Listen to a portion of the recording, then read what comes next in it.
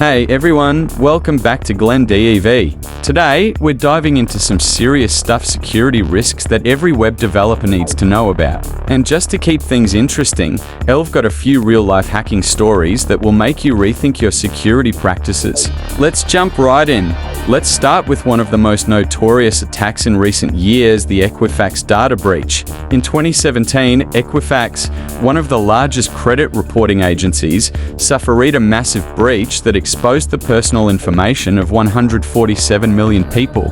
What happened? A simple vulnerability in the Apache Struts web application framework. The patch had been available for months, but it wasn't applied, and the rest is history. This brings us to a crucial point: always keep your software up to date. Even a single outdated dependency can be a gateway for attackers. The attackers exploited a known vulnerability to execute remote commands on Equifax servers. From there, they had free rein to access sensitive data. The takeaway? Regularly audit your systems and patch vulnerabilities as soon as they're discovered. Next up, let's talk about cross-site request forgery, or CSRF. This is a tricky attack where a user is tricked into performing an action they didn't intend, like transferring money or changing their password.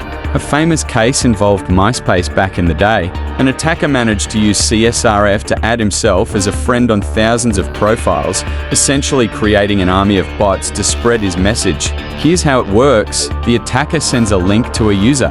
When the user clicks it, a request is sent to the website, which thinks it's legitimate because the user is already authenticated. To prevent this, always use any CSRF tokens in your forms and validate requests properly.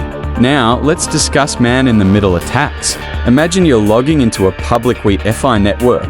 You think you're safe, but someone's intercepting all your data. That's exactly what happened to a major hotel chain a few years ago. Hackers set up rogue Wi-Fi hotspots and collected tons of guest information, including credit card details. To protect yourself and your users, always use HTTPS to encrypt data in transit. And if you're connecting to a public network, use a VPN. Finally, a more recent story, the Capital One breach. This was a case where a misconfigured web application firewall allowed a former AWS employee to access sensitive information stored in the cloud. Over 100 million credit card applications were exposed because of a simple configuration mistake. This shows how important it is to secure your cloud infrastructure properly.